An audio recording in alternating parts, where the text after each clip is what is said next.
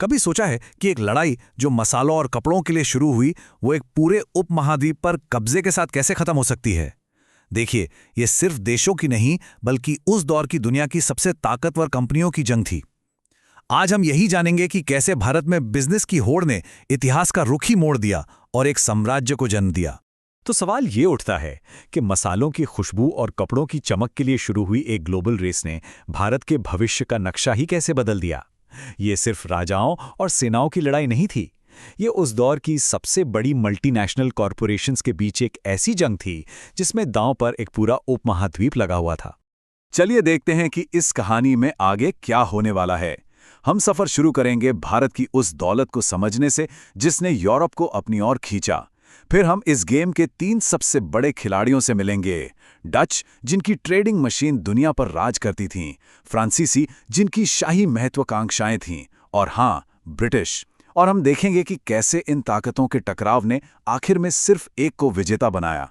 17वीं शताब्दी में भारत महज एक देश नहीं था बल्कि एक इकोनॉमिक पावर हाउस था। यहाँ के मसालों की खुशबू और कपड़ों की कारीगरी का पूरी दुनिया में बोलबाला था। लेकिन असली खजाना था बिहार की जमीन में छिपा शोरा, यानी सॉल्ट पीटर, जो बारूद का सबसे जरूरी हिस्सा था। मतलब जिसके पास शोरा था उसके पास मिलिट्री पावर थी, और यही वो चुंबक था जिसने यूरोप की बड़ी बड़ी कंपनियों को हिंदुस्तान की तरफ खींच लिया। तो इस मैदान में 4 बड़े खिलाड़ी उतरे। सबसे पहले आए पुर्तगाली, फिर ब्रिटिश, उनके ठीक पीछे डच और आखिर में फ्रांसीसी। इन सभी का एक ही मकसद था, भारत के कीमती व्यापार पर अपनी मोनोपोली बनाना। और बस यहीं से दुनिया की सबसे बड़ी कॉरपोरेट जंग का बिगुल बज गया। पुर्तगालियों के एकाधिकार को पहला और सबसे तगड़ा चैलेंज मिला डच ईस्ट इंडिया कंपनी से, जिसे VOC के नाम से भी जाना जाता है। और ये सिर्फ एक कंपनी नहीं थी, ये तो अपनी सेना, अपने जहाज़ों और अपनी सरकार के साथ एक चलती फिरती आर्थिक और सैन्य महाशक्ति थी। जरा इनकी ताकत का अंदाजा लगाइए। साल 1669 में जब ये अपने पीक पर थे, डच ईस्ट इंडिया कंपनी के लिए 50,000 लोग काम करते थे। ये उस दौर के किसी भी यूरोपीय सरकार की नौकरशाही से कहीं ज्यादा बड़ा आंकड़ा था। और बात यहीं खत्म नहीं होती। समुद्र पर 150 व्यापारिक जहाज़ों का एक विशाल बेड़ा उनकी ताकत का परचम लहराता था। इन आंकड़ों ने VOC को उस समय दुनिया की सबसे अमीर और सबसे शक्तिशाली प्राइवेट कंपनी बना दिया था। इनकी पहुंच की कोई सीमा नहीं थी। डचों ने भारत में तेजी से अपनी पकड़ बनाई। 1605 में मसूलीपट्टनम से शुरुआत करके वो 1632 तक पटना पहुंच गए, जहां उन्होंने शोरा और कपड़ों के व्यापार का एक बड़ा सेंटर बना लिया। दशकों तक उनका दबदबा रहा, लेकिन उनकी बिजनेस स्मार्टनेस उनकी मिलिट्री पावर से मैच नहीं कर पाई। 1759 में बेदरा की लड़ाई में अंग्रेजों के हाथों मिली एक करारी हार ने भारत में उनके साम्राज्य के सपने को खत्म कर दिया। अब मैदान में उतरते हैं फ्रांसीसी। इनका सीन थोड़ा अलग था। डचों की कंपनी व्यापारियों ने बनाई थी, लेकिन फ्रांसीसी ईस्ट इंडिया कंपनी सीधे फ्रांस के राजा का शाही प्रोजेक्ट थी। उनका लक्ष्य सिर्फ मुनाफा कमाना नहीं था, बल्कि भारत की धरती पर फ्रांस का झंडा गाड़ना और एक नया साम्राज्य खड़ा करना था। फ्रांसीसियों ने एक बहुत ही चालाक रणनीति अपनाई, प्रॉक्सी वॉर। डुप्ले जैसे गवर्नरों के नेतृत्व में उन्होंने सीधे अंग्रेजों से लड़ने के बजाय भारतीय शासकों की आपसी झगड़ों को ही अपना हथियार बना लिया। वो एक नवाब का पक्ष लेते, उसे अपनी मिलिट्री का सपोर्ट देते, और जब वो जीत जाता तो इनाम में व्यापारिक अधिकार और जमीनें हासिल कर लेते। जब 2 शेर एक ही शिकार पर नजर गड़ाए हों तो टकराव तो होना ही है। भारत का दक्षिणी कर्नाटक क्षेत्र जल्द ही ब्रिटेन और फ्रांस के लिए वर्चस्व का अखाड़ा बन गया। अब ये बिजनेस की नहीं बल्कि सर्वाइवल की लड़ाई थी, जो सीधे युद्ध के मैदान में लड़ी जानी थी। 1746 से 1763 के बीच जो कर्नाटक युद्ध लड़े गए, वो असल में भारत की धरती पर ब्रिटेन और फ्रांस के बीच का फाइनल शोडाउन था। इन युद्धों के नतीजों पर ही ये टिका था कि भारत पर कौन सी यूरोपीय शक्ति राज करेगी। और इसी संघर्ष के बीच साल 1760 में वांडीवाश की लड़ाई एक ऐसा टर्निंग पॉइंट बनकर आई जिसने न सिर्फ भारत बल्कि फ्रांस और ब्रिटेन के इतिहास की दिशा हमेशा के लिए बदल दी। वांडीवाश की लड़ाई एक निर्णायक युद्ध थी। इसका क्या मतलब है? इसका मतलब ये कि यह सिर्फ एक जीत या हार नहीं थी, ये वो पल था जिसने पूरे संघर्ष पर आखिरी मुहर लगा दी। इस एक दिन के नतीजे ने दशकों की दुश्मनी का फैसला कर दिया। यहां से वापसी का कोई रास्ता नहीं था।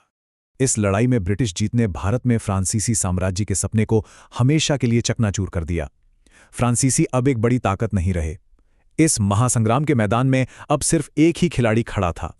अपने सबसे बड़े यूरोपीय दुश्मनों डच और फ्रांसीसियों को रास्ते से हटाने के बाद ब्रिटिश ईस्ट इंडिया कंपनी के सामने भारत पर कब्जा करने का रास्ता बिल्कुल साफ हो चुका था। अब उन्हें चुनौती देने वाला कोई नहीं था। तो ये कंपनी व्यापारी से शासक बनी कैसे? इसके 4 बड़े स्टेप्स थे। पहला, यूरोपियन कॉम्पिटिटर्स का सफाया। दूसरा, प्लासी और बक्सर जैसी लड़ाइयों में भारतीय शासकों को हराना। और तीसरा और सबसे अहम कदम, दीवानी अधिकार हासिल करना, यानी बंगाल, बिहार और उड़ीसा जैसे अमीर प्रांतों से सीधे टैक्स वसूलने का अधिकार। यही वो चाबी थी जिसने कंपनी को भारत का खजाना सौंप दिया और आखिरकार एक साम्राज्य की नींव रखी। तो इस पूरी कहानी से हमें क्या अहम बातें समझनी चाहिए? चलिए कुछ जरूरी पॉइंट्स को फिर से याद करते हैं जिन्होंने भारत के इतिहास को हमेशा के लिए बदल दिया। पहली और सबसे अहम बात, फ्रांसीसी महत्वाकांक्षाओं का अंत। याद रखिए, ये 1760 की वॉन्डी वॉश की लड़ाई थी जिसने ये तय कर दिया कि भारत में फ्रांस का नहीं बल्कि ब्रिटेन का भविष्य होगा। दूसरा, संसाधनों का महत्व। हमने देखा कि कैसे डचों ने 1632 में पटना में एक स्ट्रेटेजिक फैक्ट्री स्थापित की। क्यों? क्योंकि वे जानते थे कि बिहार का शोरा और कपड़ा ही असली दौलत है जो उन्हें इस रेस में आगे रखेगा। तीसरी बात, कॉरपोरेट शक्ति का उदय।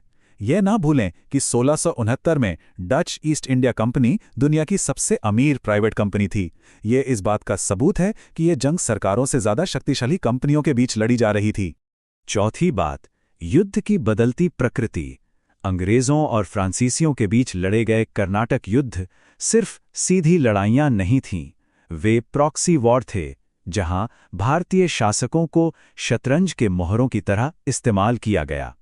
और आखिर में ये सब कुछ कच्चे माल की भूख के बारे में था। बिहार का शोरा या सॉल्ट पीटर सिर्फ एक चीज नहीं थी, ये मिलिट्री पावर का स्रोत था और इसी पर कंट्रोल के लिए यूरोप की शक्तियां किसी भी हद तक जाने को तैयार थीं। तो इस तरह जो कहानी मसालों की खुशबू से शुरू हुई थी, उसका अंत एक विशाल साम्राज्य की स्थापना पर हुआ। एक कॉरपोरेट लड़ाई ने ना सिर्फ भारत बल्कि दुनिया का नक्शा हमेशा के लिए बदल दिया।